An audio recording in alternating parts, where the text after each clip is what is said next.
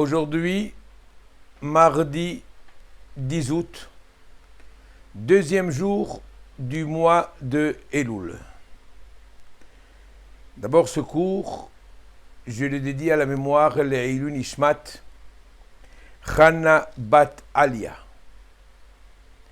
Évidemment, je ne peux pas non plus oublier les bons événements. Il n'y a pas que des tristes. Il y a eu un mariage qui s'est déroulé il n'y a pas longtemps, la semaine dernière. Un mariage d'un enfant de la communauté que j'aime beaucoup, comme tous les autres d'ailleurs.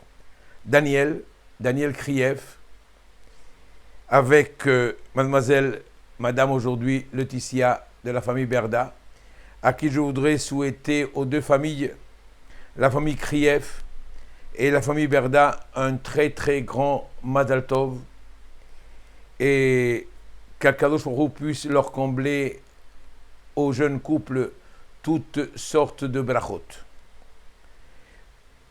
Je m'adresse à M. Kriev, je ne pourrai jamais oublier les bons casse-croûtes tunisiennes de Shabbat après-midi.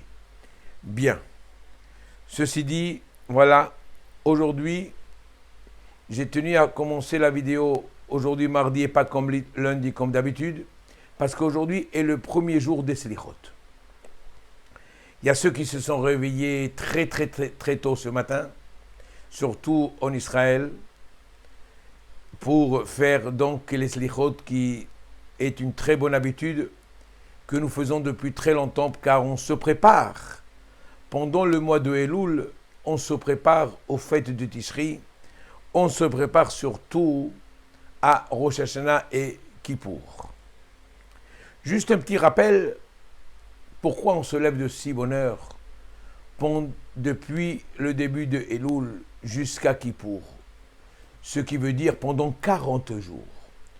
Ceci nous rappelle les 40 jours où Moshe Rabbeinu était monté au mont Sinaï pour demander pardon pour l'erreur que les enfants d'Israël avaient commise dans le désert en faisant le veau d'or. Et Moshe Rabbeinu a supplié à Kadosh Baruch Hu, a prié à Kadosh Baruch Hu pendant ces 40 jours. C'est au bout de ces 40 jours qu'Akadosh Baruch Hu lui a dit « Salachti kidvarecha » je pardonne selon tes prières. Donc nous voyons que c'est une période propice aux prières, propice à la teshuva. Dieu se trouve dans les champs, Dieu se trouve près de nous. D'ailleurs, le mois de Elul, comme vous le savez, ce sont les initiales du mot Ani Ledodi Vedodi Li. Je m'approche de mon bien-aimé s'approche de nous. Il suffit simplement de faire un petit pas en avant. Et oui, chaque année nous disons la même chose. Chaque année nous vivons de nouveau Rosh Hashanah. Mais je pense que cette année doit être vraiment différente des autres. Je dis, à titre personnel, je ne sais pas si en Israël, nous n'allons pas vivre un confinement pendant les fêtes de Tishri, malheureusement. Il y a, pour parler dans le gouvernement, on ne sait pas si on va pouvoir entendre le shofar à Rosh Hashanah à la synagogue comme d'habitude, ou nous allons le faire chez nous. Oui, car chaque année arrive et les bonnes décisions que nous avons pensé prendre avant les fêtes de Tishri, à partir d'aujourd'hui, début de Selichot, malheureusement, nous ne les tenons pas. Et c'est un très grand problème. Or, sachez que c'est un cadeau extraordinaire que Dieu nous fait pendant cette période, pendant la période de Elul, car c'est le début. C'est le début à un changement. Ce mois de Elul, nous allons sonner tous les jours pendant les slichot le shofar. Le shofar va nous réveiller, je l'espère, va nous prendre conscience, je l'espère, pour simplement aller de l'avant et prendre les bonnes décisions dans notre vie au quotidien, tout simplement. Faisons des petits efforts. On ne demande pas du tout à chacun d'entre nous de devenir un très grand tzaddik, un très grand rave. Non, on lui demande simplement d'être un bon juif, de pratiquer la Torah et les mitzvot et de faire plaisir à Dieu. Aujourd'hui, surtout, car on ne se rend pas compte ce que nous vivons, ce que le monde vit et combien nous devons faire attention. On doit se reprendre avant et pas après. On doit faire teshuva avant, pas après. On doit pleurer avant, pas après. Le Rav Ovadia Yosef, par sa grande sagesse, avait raconté une histoire qui est arrivée d'ailleurs entre deux villes où on faisait du commerce, la première ville et la deuxième ville. Les gens de la première ville voyageaient dans la deuxième ville et vice-versa et commerçaient les uns les autres. Mais il y avait un problème entre les gouverneurs des deux villes où ils avaient interdit l'accès aux personnes d'une ville à l'autre, comme s'il y avait aussi à l'époque un confinement.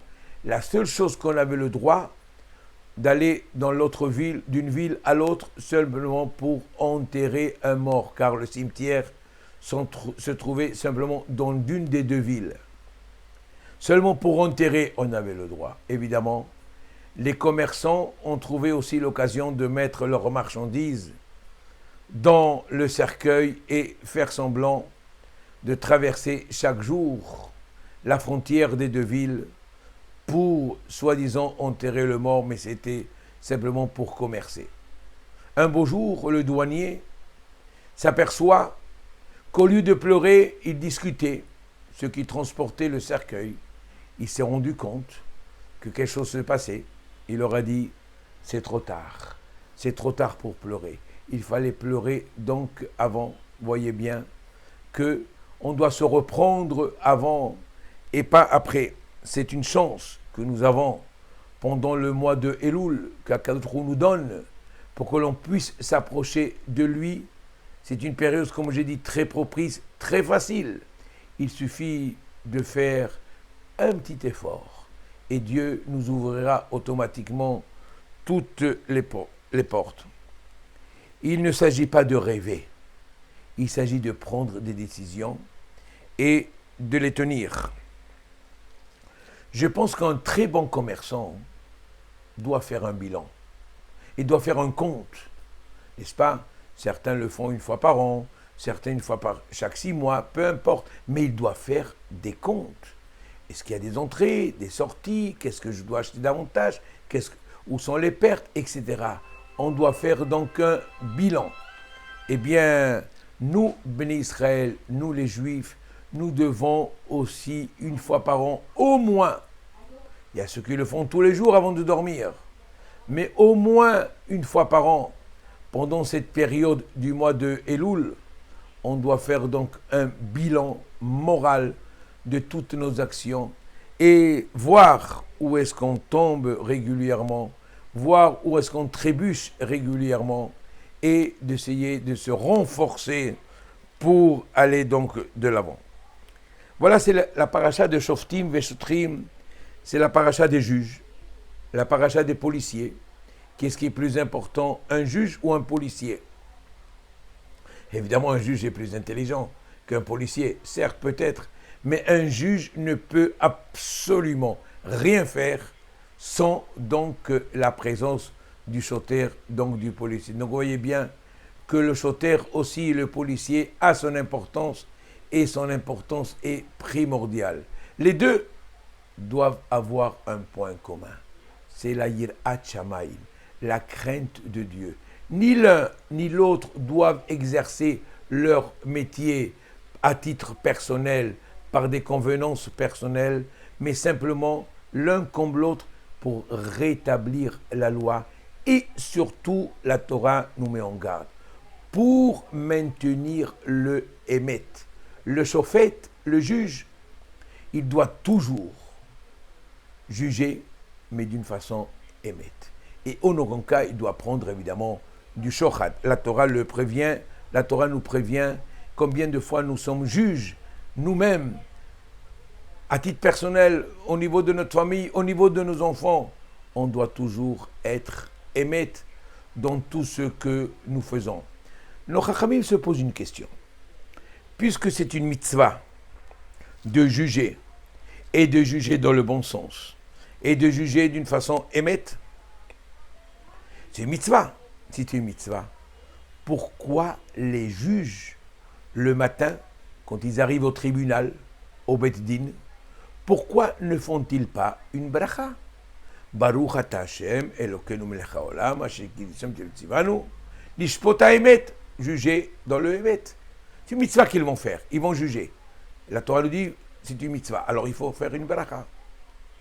C'est une question que tout le monde se pose, tous les chachamim se posent, et il y a effectivement plusieurs réponses. Une des réponses, c'est que malheureusement, lorsqu'ils jugent, il y a toujours deux personnes devant eux, et une personne va être lésée. Et celle qui va être lésée, au niveau du jugement, du résultat du jugement, ne va pas être contente. Donc comment est-ce que je peux faire une bracha alors qu'on va mal recevoir donc la sentence? Je ne peux pas faire une bracha si la personne n'accepte pas. Pareil, lorsqu'on fait de la tzedaka, je ne fais pas de bracha. Parce qu'il est possible que celui qui accepte, ce qui reçoit, ne va pas bien recevoir ce que je lui donne, ne va pas être content de ce que je lui donne. Peut-être c'est pas assez. Donc, au niveau de la tzedaka, c'est pareil. Je ne peux pas faire de bracha. Pareil pour le dayan, le juge ne peut pas faire donc des brachot. Il n'y a pas que le juge qui doit avoir une dirat shamayim, mais la Torah nous dit à propos du roi, Vehaïta aimo vekarabo kol yeme chayav. Oui, vous savez, chacun d'entre nous, pour ceux qui ne le savent pas, chacun a l'obligation d'écrire un Sefer Torah. On doit écrire un Sefer Torah. On n'a pas toujours les moyens, on n'a pas toujours la possibilité, on ne sait peut-être pas écrire, mais des fois on participe. Mais le roi, en dehors du Sefer Torah que chacun doit écrire, lui doit écrire un deuxième.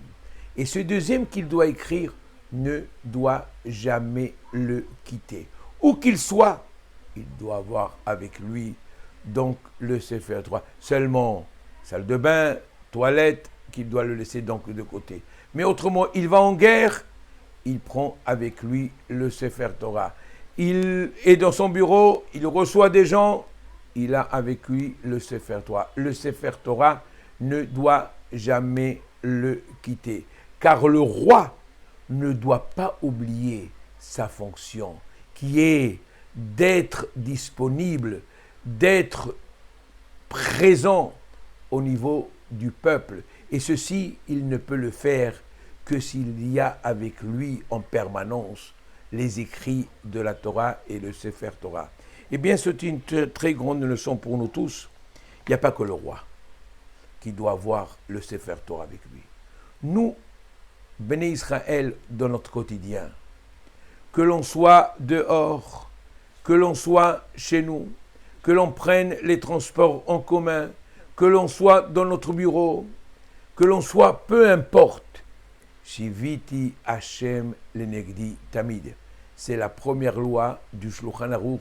Nous devons avoir avec nous la présence de Hakadosh Baruch Hu. Cette présence ne se fait qu'uniquement par l'intermédiaire des livres que nous étudions, que ce soit la Gemara, que ce soit le Chumash, que ce soit donc la Mishnah, etc. Donc, si nous avons avec nous les Sfarim, les livres de Torah, automatiquement, nous pouvons nous préserver des dangers que malheureusement la société nous attend toujours au tournant. Et Bezrat Hashem, si nous prenons conscience que nous ne devons pas quitter des yeux et du cœur les livres de Torah, eh bien Kadosh Baruch Hu, évidemment, sera toujours avec nous, nous protégera dans tout ce que nous faisons. Le roi, la Torah nous dit dans le chapitre 17, verset 2, Levilti rum levavo mechav. Il doit tout faire, mais jamais, jamais s'enorgueillir par rapport donc à ses frères. Il doit toujours rester modeste, il doit toujours être au niveau donc des autres. La Torah demande à chacun d'entre nous, dans le chapitre 18, verset 13, Tamim tiye im Hashem Elokecha.